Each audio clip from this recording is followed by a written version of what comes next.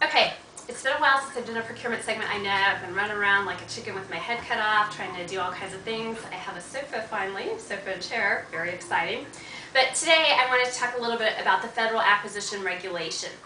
Federal Acquisition Regulation, if you recall, goes through this rulemaking process, and it ends up, because of that, it ends up having the full force and effect of law.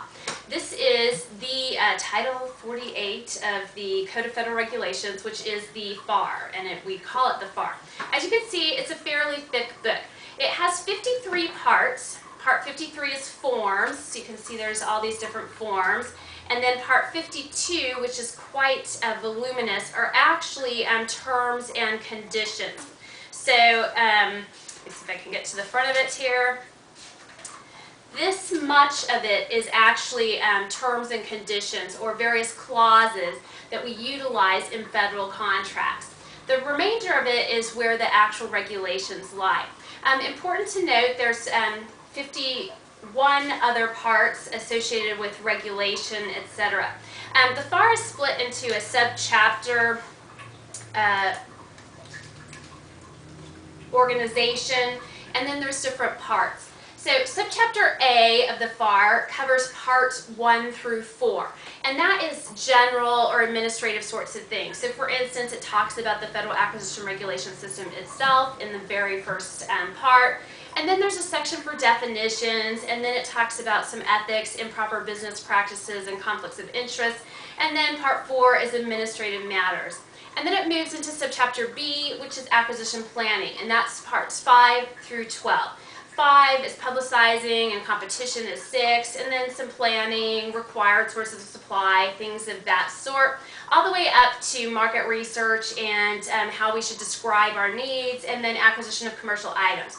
Subchapter C, contracting methods and contract types. Now, in the federal procurement world, there are lots of different methods of procurement. For instance, simplified acquisition, which consists of credit card purchases and things of that sort. And then there's FAR Part 14, which is sealed bidding, and FAR Part 15, contracting by negotiation. And then 16 is different types of contracts, as in pricing arrangements, firm fixed price, all the way up to cost reimbursement, cost plus fixed fee. And then there's a couple of other, Part 17, which talks about special contracting methods. That's multi-year contracts, very unique thing. I'll do a segment on that later. And options, the use of options. And then 18 is emergency acquisitions, which is commonly called contingency contracting. Subchapter D, socioeconomic methods or programs, and that covers small business preferences and trade agreements and things of that sort. That's part 19 through part 26. Subchapter E, general contracting requirements. It's kind of a catch-all for patents, intellectual property, protest, financing, cost principles, things of that sort. And then there's special categories of contracting, such as major systems, acquisition, construction, services, utilities, research and development, some things that have some real special rules associated with it. Then we move into subchapter G, which is contract management, and that talks about contract administration, modifications, subcontracting, quality assurance, termination, value engineering, and things of that sort. So as you move throughout the FAR, you can see there's quite a bit of material in it. So we've gone through the subchapters and then the parts. And then within each part, there are various subparts. So for instance, FAR Part 1 has subpart 1.1, 1.2, 1.4, etc. And then under subpart 1.1, which is purpose, authority, and issuance, there is a subsection 1.101, or a section, I'm sorry. 1.101 is a section, and then 1.102 is a statement of guiding principles, and then there are subsections, which is 1.102-1. So this numbering structure, once you understand it, relatively straightforward to understand, and then you can figure out when you're looking at a number what it applies to. This becomes very critical skill to have, because as you're reading the FAR, you want to make sure that you're reading policy and you're not over applying that policy, as in it's quite, I shouldn't say common, but it is a common mistake that people make, where they'll turn to a section in the FAR and they'll be reading this and they'll want this to apply to everything. But if it's in a section or a subpart, sometimes that subpart is very specific about what it applies to. For instance, FAR Part 37, which deals with services, Subpart 37.2 deals with advisory and assistance services. And then there's some policy in 37.2, like 37.201, 37.202, that talks about, for instance, I'm not sure if it's exactly this, but it says advisory and assistance services can only be 5 years in duration. Well, I've seen some people read that to me and say that no government contract can be longer than 5 years in duration because of 37.2.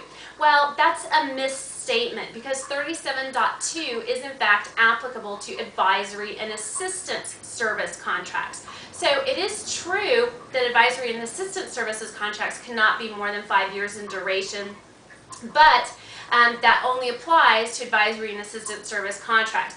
A couple other areas where the 5 years in duration comes up, for instance, under the Service Contract Act and certain types of option contracts.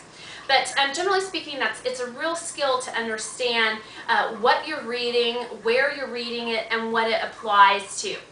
If you're reading something in general, for instance, FAR Part 1 that talks about the general purpose of the FAR, then the general is going to apply to everything. So FAR Part 1 is going to apply to pretty much every contract written by the federal government. FAR Part 2, definitions, same sort of a thing. But skip ahead to, for instance, FAR Part 12, which is commercial contracting. Now, FAR Part 12 is not going to apply to everything. It's going to apply to commercial contract. And so the thought is that once you start getting a little more specific, that particular part of the FAR is going to apply to the specific situations that you have. So FAR Part 12 applies to commercial, and if there's a conflict between the general, for instance, the FAR Part 1 and 2 definitions and common statements, etc., if that conflicts with FAR Part 12 and it's a commercial contract, the FAR Part 12 policy will in fact control. So the specific will always supersede the general. But, and this is another mistake that some people make, they'll read FAR Part 12 and then they'll forget to apply the general as well. You must always use the specific and the general whenever possible. But if there's a conflict, the specific will control. So, and that's another critical thing to understand when reading the FAR. Now, I'm going to have a couple of other segments on the FAR, for instance, talking about the matrix, and then, of course, as I continue with these snippets, I'll talk about many of the policies and procedures contained throughout the Federal Acquisition Regulation. But you can see this is the main book for procurement contracting in the federal government, Federal Acquisition Regulation. You can buy these hard copy from CCH, Walters Kluwer, www.cch.com. You can also get them for free online. You can print them out yourself if you want. It's a government document, government generated, so the only reason you would spend money for this is just to have this little handy copy with you. Just a little nugget of trivia for you. We call these baby FARs because it's like a little baby. And some people never saw the old FARs, which were full size and they were in 3-ring binders. And those were, I think it was 3-inch 3-ring binders to contain what's in this particular little book. And so that's why these are sometimes referred to as the baby FAR instead of the, I guess, Mama or Papa FAR, we don't call it that, but the regular FAR, which was much larger and contained a lot more volume. So that is just a brief introduction to the Federal Acquisition Regulations, and we'll spend a lot more time in future segments talking about this fabulous book and some of the policies and procedures that are contained therein.